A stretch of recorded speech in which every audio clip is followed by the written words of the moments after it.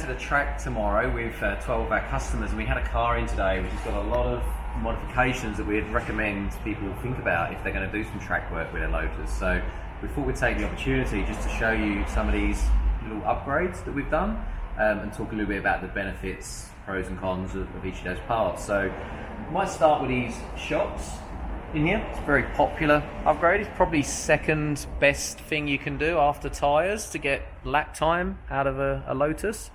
The ones we're looking at here are Nitron one-way adjustable shocks. I've got a standard shock here just to show this isn't off this car, but it's a Lotus shock, the Bilsteins that they come with. They're not adjustable in that you can't move the spring platform and therefore adjust ride height. So that's the first reason. This one has adjustable spring platform, therefore you can change the ride height to suit what it might be that you're doing to balance the car, etc. And secondly, it has no adjustment, like this one's got an adjustment on the bottom here. It's got no adjustment on this shock. So this adjuster down here is for adjusting the damping of the shock. It's pretty common that people do this themselves while they're at the track.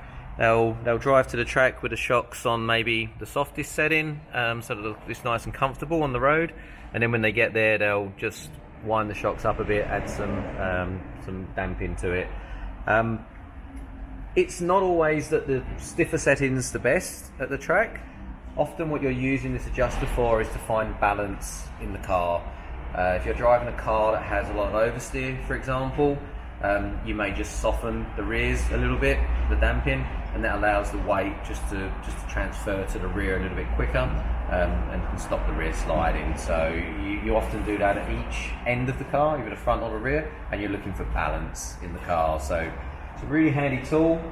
First of all, to set up ride height, to get the car fundamentally balanced, and then secondly, to use your damping to just find that final balance. And that can change every driver, every track, every condition. That's constantly evolving, and it's pretty common just to be adjusted in accordingly. So that's the Nitron shock. We've been fitting them here at SSC for over 10 years. Used many other shocks, but Nitron's always the one we go back to. We've never had any problems with leaking, with failures. You might notice here, this one's got about a 10mm diameter shaft. Whereas the Nitron's got I think it's either a 14 or a 16mm diameter shaft on this one. So if you do hit something a bit harder, you don't bend or break the shafts.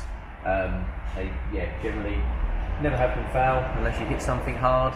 And do a great job of improving the handling on your Lotus.